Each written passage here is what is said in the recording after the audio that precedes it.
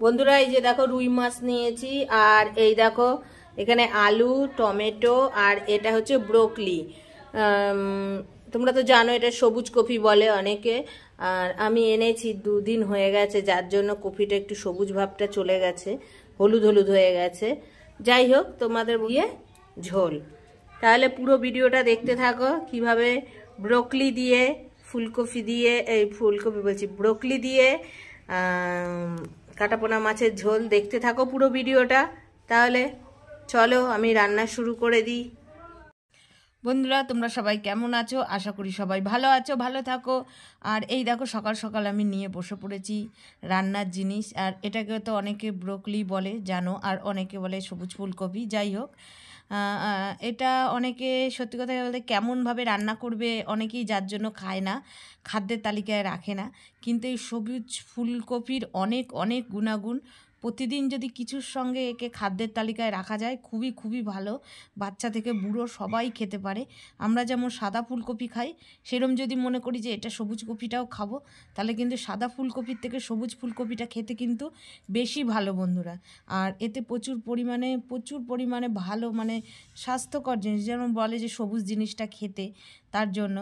আর সবুজ তো ভালোই। আর আমার ফুলকপিটা একটুখানি ফুটে গেছে বন্ধুরা, কারণ আমি আগে এনে রেখে দিয়েছিলাম, তোমাদের তো বললাম, যার জন্য।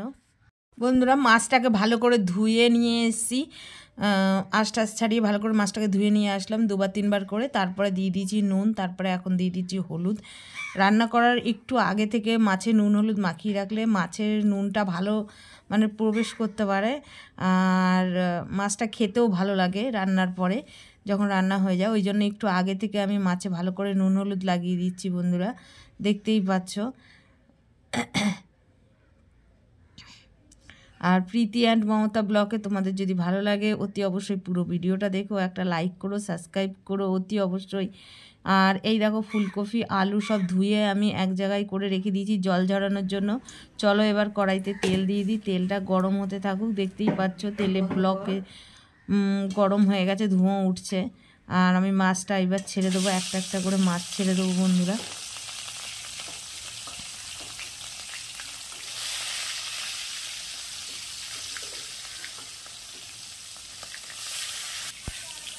সব মাছগুলো ছেড়ে দিলাম বন্ধুরা। এবার এক পিঠ হয়ে গেছে, উল্টে দেবো বন্ধুরা মাছগুলোকে উল্টে দিলাম। এই যে দেখো মাছগুলোর ইয়ের সঙ্গে লেগে গেছে, গায়ের চামড়ার সঙ্গে, ওইটাকে ছাড়িয়ে দিচ্ছি যাতে লেগে না যায় আর মাছটা ভেঙেও না যায়।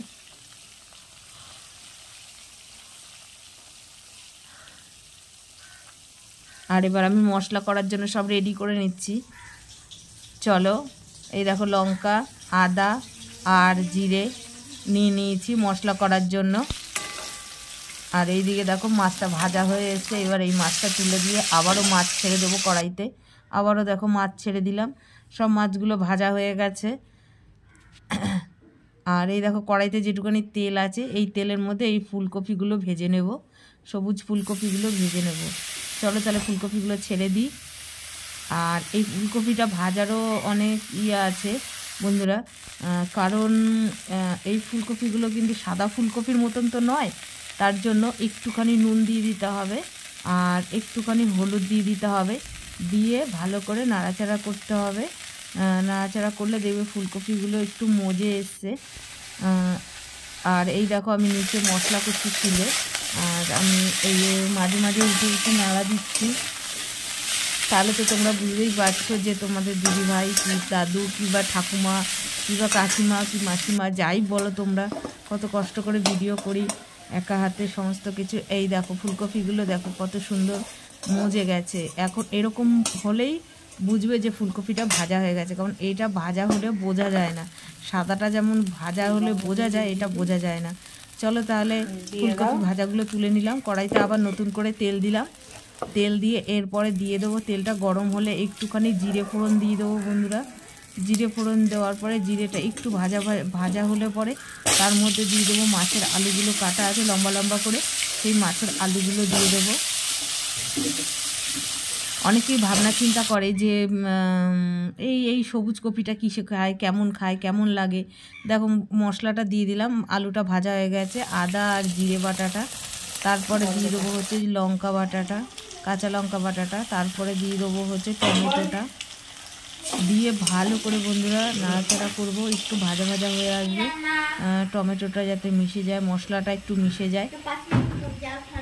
তারপরে নুন দিয়ে দিলাম, নুন দিয়ে দেওয়ার পরে এরপরে দিয়ে দেবো হচ্ছে হলুদ বন্ধুরা, হলুদ দিয়ে দিলাম, দেখতেই পাচ্ছ। একটু বন্ধুরা হলুদ বেশি লাগবে, কারণ যেহেতু কফিটা সবুজ, সবুজ জিনিসে প্রচণ্ড হলুদটা টানে, তার জন্য। এরপরে দিয়ে দিচ্ছি একটু শুকনো লঙ্কার গুঁড়ো, কালারটা আসার জন্য, কারণ এই শুকনো লঙ্কার গুঁড়োটাই ঝাল হবে না বন্ধুরা, কিন্তু কালারটা ভালো আসবে আর খেতেও ভালো লাগবে। আমি তো কাঁচা লঙ্কা বাটা দিয়েছি। এইবার ভালো করে কষাবো বন্ধুরা, যাতে কাঁচা জিরে আর কাঁচা আদার গন্ধ না আসে, তার জন্য।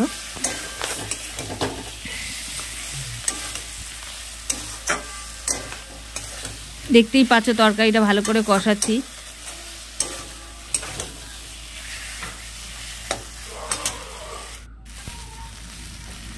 এরপরে সামান্য পরিমাণে ফুলকপিগুলো সব দিয়ে দেবো। এই দেখো ফুলকপিগুলো সব দিয়ে দিলাম। সব ফুলকপিগুলো দিয়ে এইবার নাড়াচাড়া করব।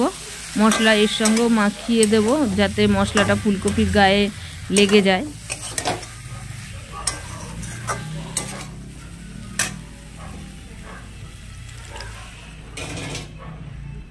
তারপরে সামান্য পরিমাণে যে বাটিতে মশলা ছিল সেই মশলা ধোয়া জলটা একটু দিয়ে দিলাম, দিয়ে ভালো করে আবারও কষিয়ে নিচ্ছি।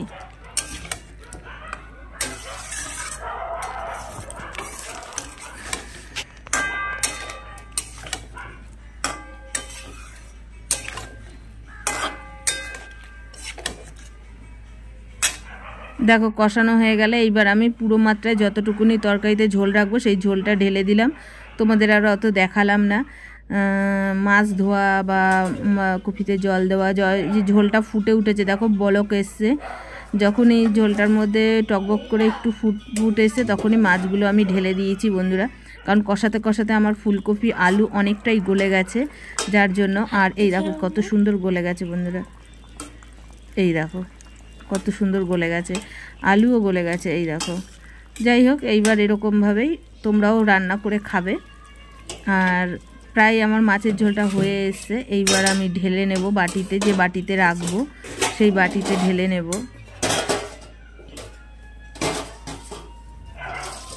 এই বাটিটায় আমি ঢেলে নিলাম। দেখো ঢালতে গিয়ে অসুবিধা হচ্ছে, সাইড দিয়ে একটু ঝোল পড়ে গেল, কিছু করার নেই, কারণ